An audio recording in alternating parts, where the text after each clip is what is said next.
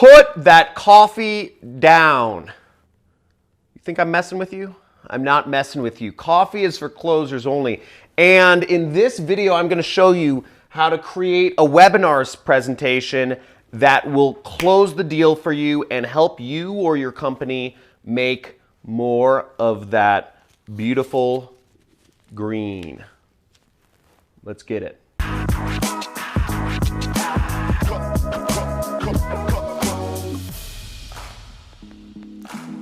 ABC, always be closing. And that's what webinar presentations are all about. If you're performing a webinar, it is all about closing the sale. A webinar presentation is the equivalent of a modern day sales pitch. And I have performed hundreds of times in my life. My webinar has been seen by millions of people, and I've tested everything about them. And I'm going to walk you through the perfect webinar formula in this presentation. Now, I have 8 different sections to this webinar. This is a simplified version. I'll be explaining as much as I can. Abbreviated TOIC. Now, the goal of a webinar is generally to get somebody to take an action, to buy a product or a service, or to call a phone number, whatever it is you're doing, whether you're selling B2B or whether you're selling B2C, webinars work and they're fantastic, and they are really the only way to be selling anything on the internet if you ask me. So the first thing you need in an effective webinar is you want a catchy, descriptive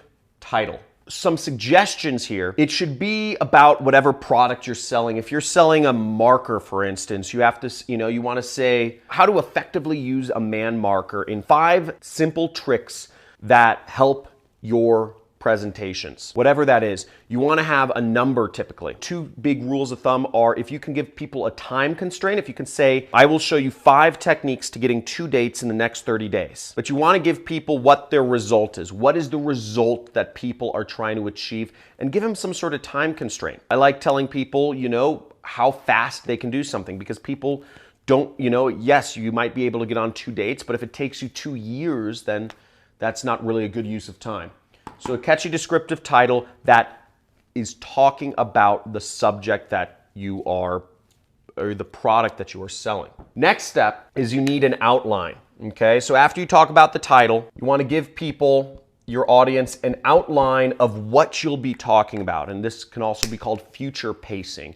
You want to give people an idea of what's to come. If you don't give people an idea of what is to come, people can just stand there sitting and staring at you, and they'll be bored out of their skulls. If people are bored out of their skulls, if people don't know what to expect, then you're not going to keep their attention. However, if you tell people, here's what you're going to learn in this presentation, I'm going to show you 5 secrets to performing webinars that will dramatically increase your sales. I'm going to show you how to automate your webinars. You only have to perform it once and millions of people can see it. So it doesn't take any extra of your time. At the end of the presentation, I'm going to give you a template for the perfect webinar formula that you can print out and fill in the blanks for your own product.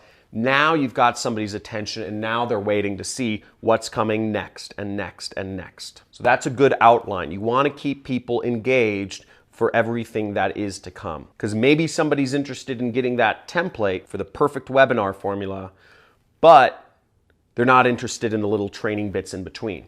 So that way you keep them to the end. Next is you want to give an introduction. And this is an introduction to yourself or to your company if you're working for a company. Now, let me tell you a little bit about myself. My name is John Crestani. I was a medical guinea pig that was desperately trying to make money online. And I've gone on to make millions of dollars online. Okay, I make millions of dollars every year. Right now, last year my business did almost $4 million in revenues. I live in Malibu, California, and I have thousands upon thousands of other success stories of people who have gone through my training and gone on to make thousands, tens of thousands, hundreds of thousands, and even some people making millions of dollars just by watching my training. So you give people your story or your company's story in your introduction. What you should also be doing kind of in your story, what you also want to do, you want to overcome people's objections. Whatever you're selling, whether it's insurance or mortgages or sweaters or camera equipment or agency services, whatever you're selling, there are reasons why people don't buy. So you want to bring those up in your story. So what I could have done in my introduction is I could have brought up those objections within a story format. I could have said, I've made millions of dollars on the internet without any technical skills. I don't know how to program. If you ask me to write a line of code, I will break the internet. I will say without having an audience. I made all this money without even a social media presence. I could say without having an email list, without having employees. So you want to tell people what they can do things without. And it's best if you do that within your story. I said, I made millions of dollars on the internet without any outside investment, because these might be objections people bring up in their mind when you get later on in your sales pitch. Bring up their objections early on and bring them up in a story format. That's, I always see, the best way. Next is you want to actually deliver whatever your training is. Now, your training, this is generally a whole section right here, takes up about, let's say, 5 to 15 minutes. Now, the training itself should be maybe about 30 minutes long. 30 to 45 minutes is a good barometer here. You want to, generally your training should be on one of two things. You should be either giving people tips or tricks or techniques or tactics to do something. 5 different tactics to create the perfect lighting for your YouTube video set. Or you could do mistakes, tips or mistakes. One is framed positively, one is framed negatively. Mistakes are generally much more powerful than tips. You could say 5 common mistakes parents make in raising their children that cause them to have issues later on in life. People are much more attracted, for biological reasons I won't go into in this video, to mistakes, to the negative. People are much more attracted to the story where somebody, where there was a, mass gun shooting at a school versus somebody who donated schools to a community in Africa. One will make headlines, one might be page 3. And the training should be the bulk of, it should be the content that you deliver. Generally speaking, it is the reason why people are attending your presentation in the first place. Make sure to give some serious value here, and it should be interesting. Another technique is, if you're more advanced, within the training, you can talk about some case studies of people who used your product, which you'll eventually get to, or service successfully, or you could overcome objections within your training. Again, what are the reasons why people won't buy your insurance or won't contract with your ad agency? Might be they're worried about it's too expensive, or is your company HIPAA compliant, all that stuff. And you could bring that up in your training. You could say one mistake companies make is they don't work with an ad agency that is HIPAA compliant. I'm making up stuff here, but maybe you get the idea of what I'm talking about. After you deliver the training, this is where it starts to turn, and this is called the transition, to where you're going to start talking about your product. Now, the transition may be 1 to 2 minutes long. The transition isn't very long. The transition is extremely short, actually, but it's very important. It's a very pivotal part of your webinar presentation, because going from training to what we'll get to, which is the actual product or service that you're selling, moving from just helping somebody out to selling them something, there can be some inertia there. And you want to remove as much inertia as possible, so you're not just saying, hey, here's some tips. By the way, you want to buy my product or service? Right? That doesn't seem congruent. By the way, I have a product or service I'd like to sell you. So what you want to do in the transition is, generally speaking, the heaven or hell scenario is the most common that people use, and that's the one we'll talk about here.